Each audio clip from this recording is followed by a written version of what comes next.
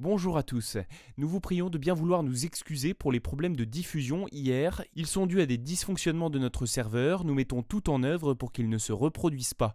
Bonne écoute.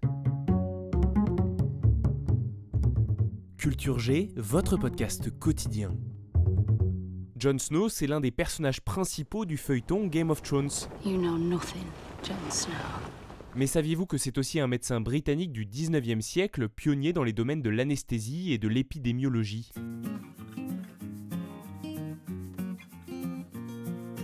Il est notamment à l'origine du premier accouchement sous anesthésie. Il a administré du chloroforme à la reine Victoria à l'occasion de la naissance de Léopold en 1853, puis il a recommencé à la naissance de Béatrice en 1857.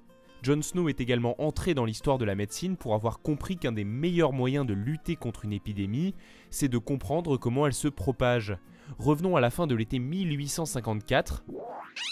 Une femme réveille le docteur Jon Snow en pleine nuit. Son mari est à l'agonie. Le docteur arrive, entre dans la maison et voit le mari de la pauvre dame en train de vomir. Il a une diarrhée terrible et il souffre le martyre.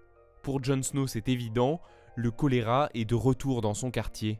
Le docteur craint que la maladie fasse à nouveau des ravages comme ce fut déjà le cas 5 ans auparavant. Ses doutes se confirment, dans la nuit, l'épidémie fait 12 victimes. À l'époque, la médecine était dominée par les théories des humeurs et des miasmes. On disait notamment que l'air qui porte de mauvaises odeurs serait à l'origine des maladies infectieuses. Le choléra se transmettrait donc par voie aérienne.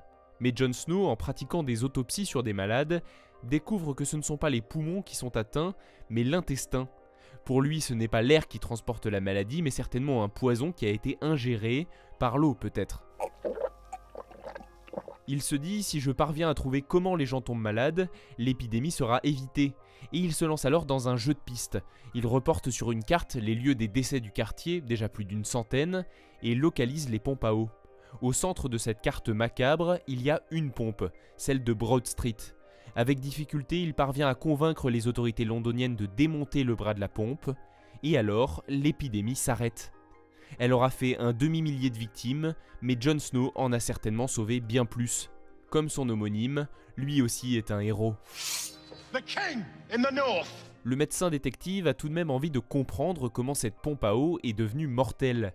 Dans ses recherches, il apprend qu'une jeune mère a perdu son bébé 3 jours avant le début de l'épidémie et qu'elle habite juste en face du point d'eau. Jon Snow interroge la mère qui lui explique que son bébé avait des diarrhées et qu'elle lavait les couches avec de l'eau de la pompe qu'elle jetait après dans une fosse d'aisance située juste à côté. Le docteur demande aux autorités des travaux d'excavation autour de la fosse et il s'avère que Jon Snow avait vu juste. Il y a une fissure dans le revêtement en briques et la pompe a certainement été contaminée de cette façon. Il en a maintenant la preuve formelle, c'est par l'eau que le choléra se propage. Il écrit un livre pour détailler sa découverte, mais son ouvrage passe relativement inaperçu. 3 ans plus tard, Jon Snow, le premier épidémiologiste de l'histoire, meurt d'une crise cardiaque dans l'indifférence. En 1883, l'Allemand Robert Koch identifie la bactérie responsable du choléra. Mais encore aujourd'hui, cette maladie fait chaque année dans le monde près de 4 millions de victimes. Merci d'avoir écouté cet épisode, n'hésitez pas à le partager et à vous abonner. À demain.